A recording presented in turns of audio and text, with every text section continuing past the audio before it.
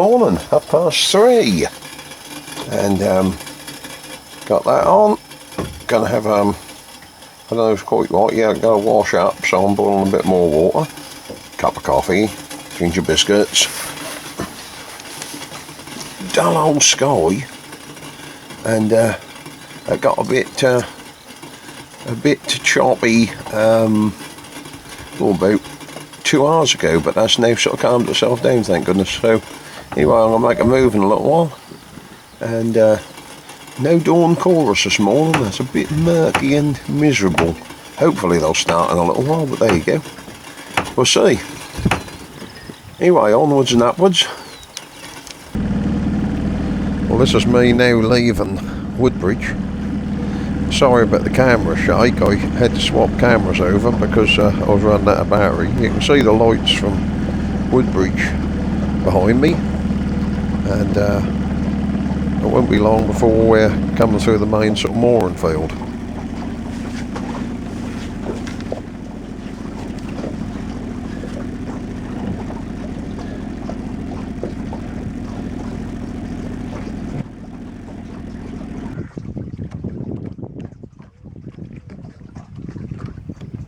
Little lighter now, and coming down the main river down towards Waldringfield and through the moorings. Still nice and quiet on the river. And now down here at the rocks.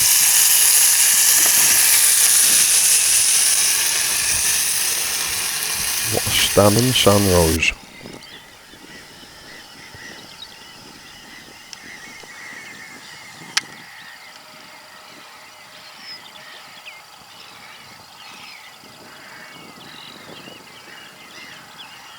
Just sitting down to a bacon sandwich and heard these Canada's call them.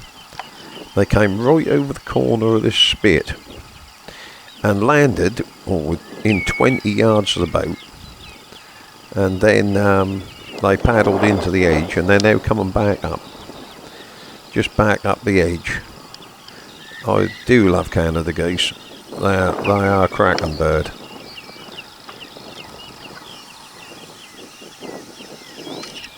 They do cause a lot of damage on farmland, there's no doubt, when they start coming in, and they are getting in some very, very large numbers, but even so, they are lovely to see. Yeah, they came right over the top of that spit, and then they're sort of walking back to it. But it was very, very impressive. I should think they weren't any more than 10 yards away. I was then just trying to tuck into a bacon sandwich at the time.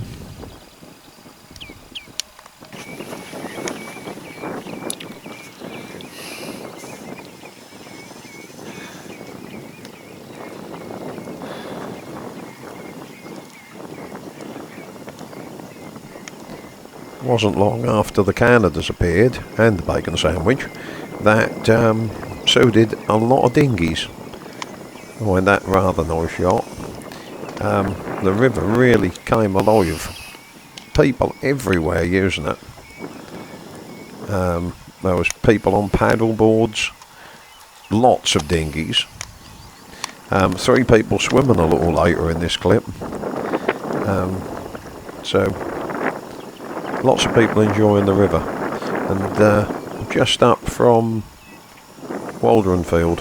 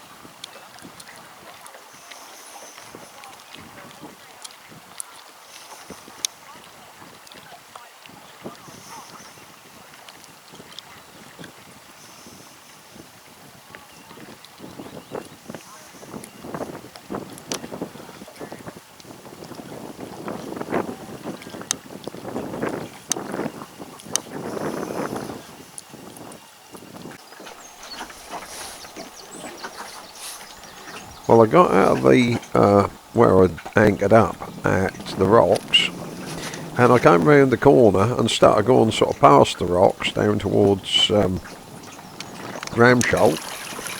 And first of all, I had to tack for ages.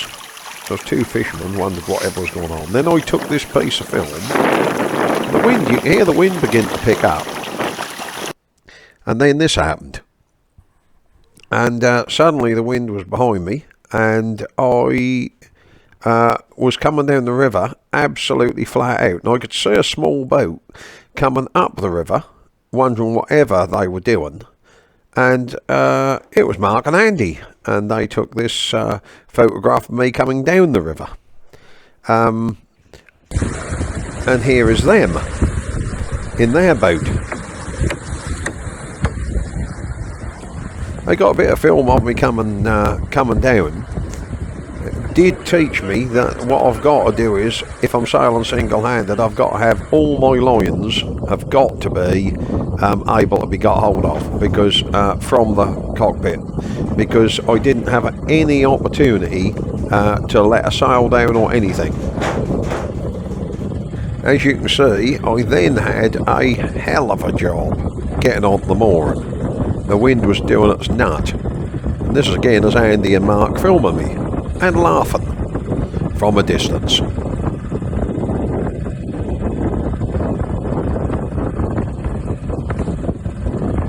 Like you knew what you were doing. Yeah. You weren't like crying, No. weeping, or shouting "mummy."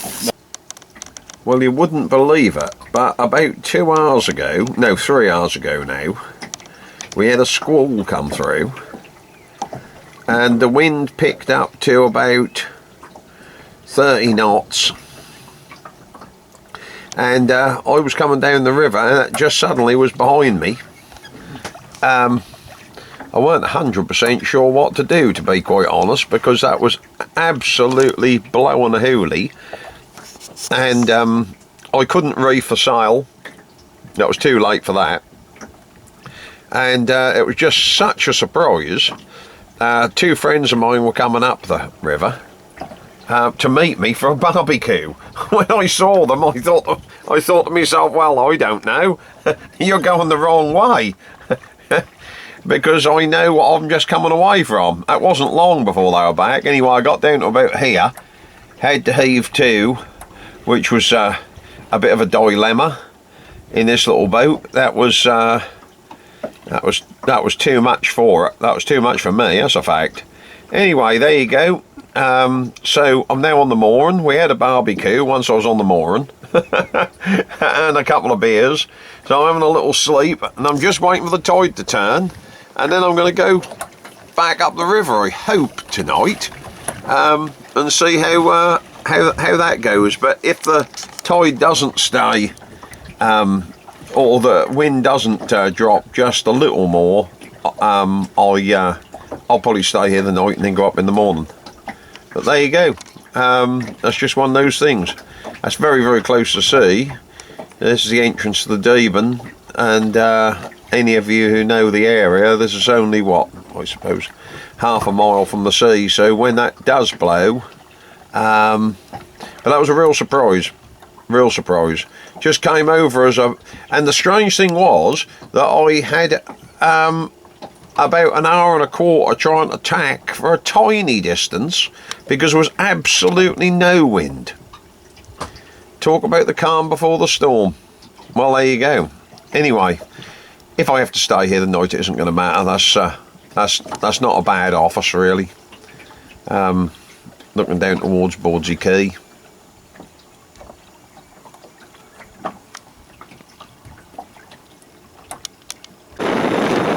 Well, as you can see, I did decide to go back up the river. I had a little nap, got my thoughts together, and the wind did drop considerably, although that was in the wrong direction, unfortunately.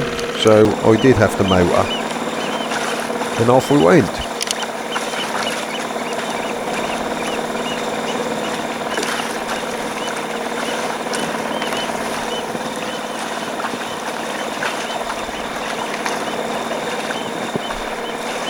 I thought what I'll do is I'll get to the Maybush.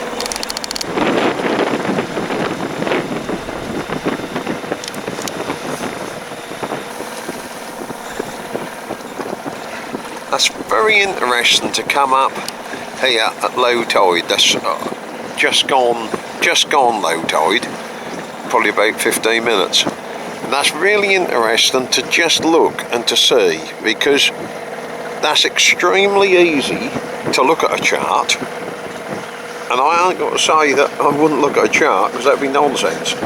But to actually see it, rather than see it on a chart, or to be able to compare both the chart and what you see, is important, I think, because this river has caught a lot of people out. And it's surprising how those mud flats, how far those mud flats come out. When it does get into the deep channel, it's deep, but particularly on the starboard side at the moment, the mud flat come out a long way.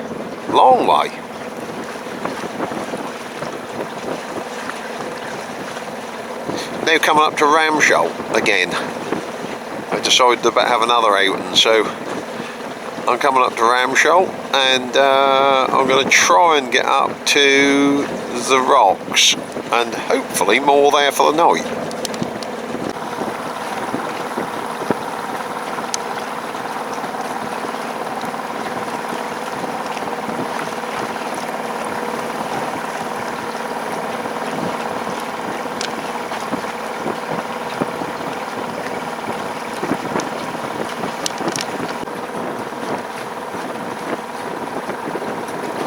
Quite incredible how these birds know boats. It doesn't seem to worry them whatsoever. They got so used to the boats and the number of boats that you can really get. I had canned the geese this morning right up against the side of the boat, and also shell duck.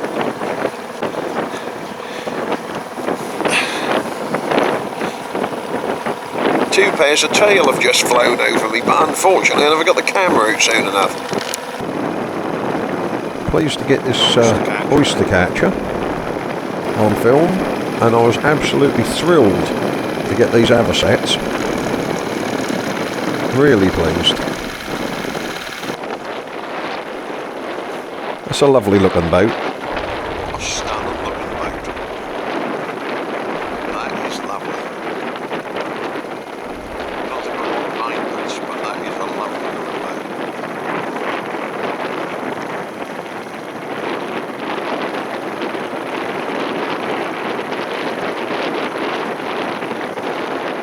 There's one or two out on the river still.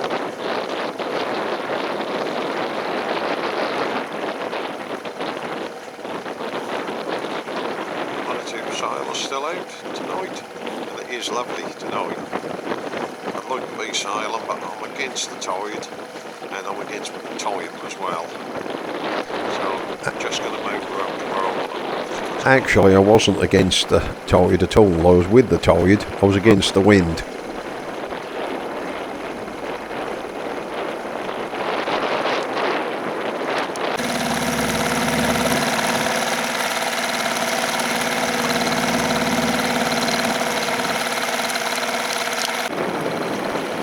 It's strange, all the years I lived in Suffolk, I've never been to the Ramsholt Arms in the summer. I've always been to the Ramsholt Arms on winter's nights or winter's afternoons. I don't understand why, and I didn't realise there were so many boats moored up at Ramsholt. An incredible number.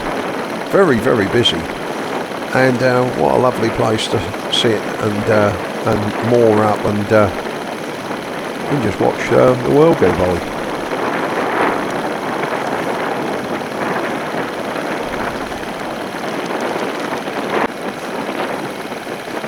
This is Ramsholt Church. I don't know if that was a plague village or whether that was just an estate church.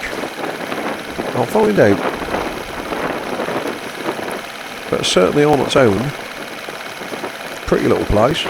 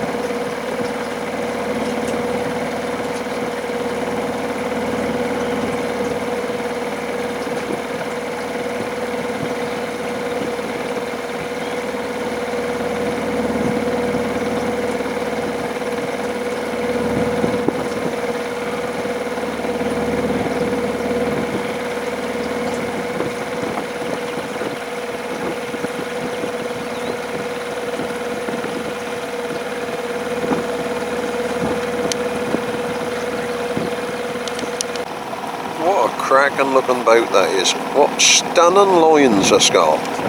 I bet that shift. Look at it. Well done to whoever's got that.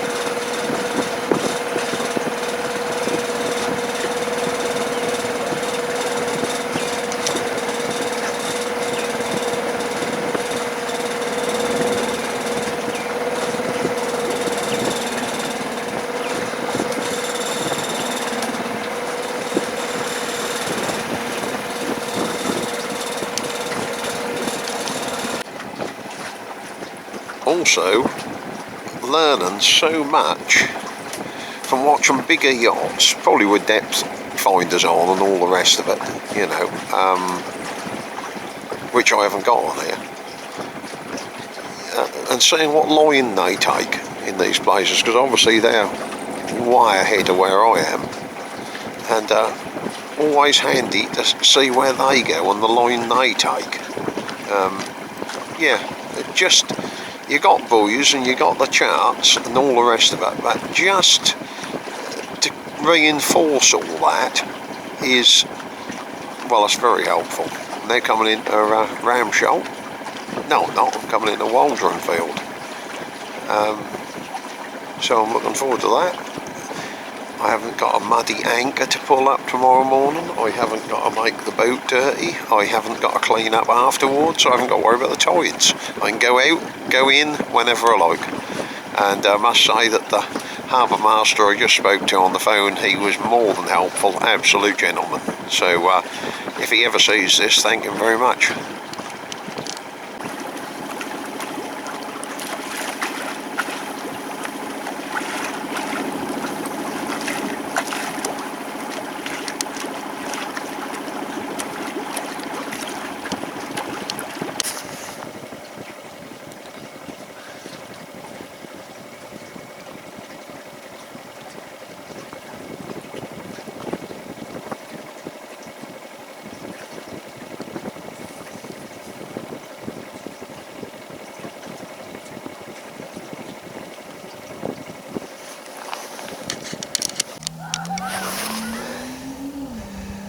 Oh, so we're in.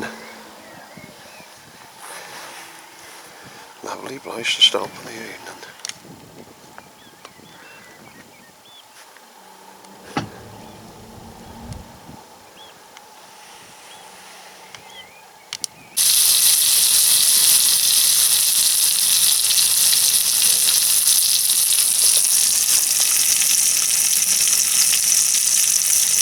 Don't think it's going to get much better, really. Apart from if I had Sue here with me. But there you go. Shall it come another time?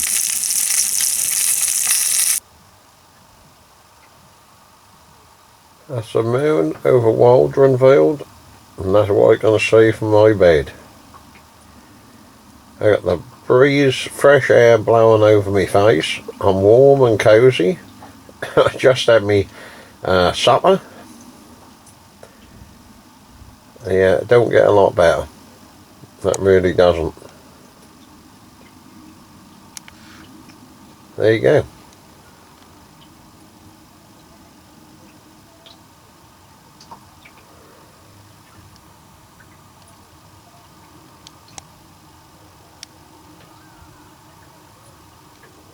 That was a good move to phone him when I did, the harbour master at Waldringfield. He was very helpful. I can still hear, I can hear music coming from the Maybush. I can hear people laughing and talking. That's lovely, really. That's a lovely spot to be. So tomorrow is time to sail, hopefully sail, right back down to Bordsey. And that will be the end of the of this particular adventure. There you go. I'll have to think of another one.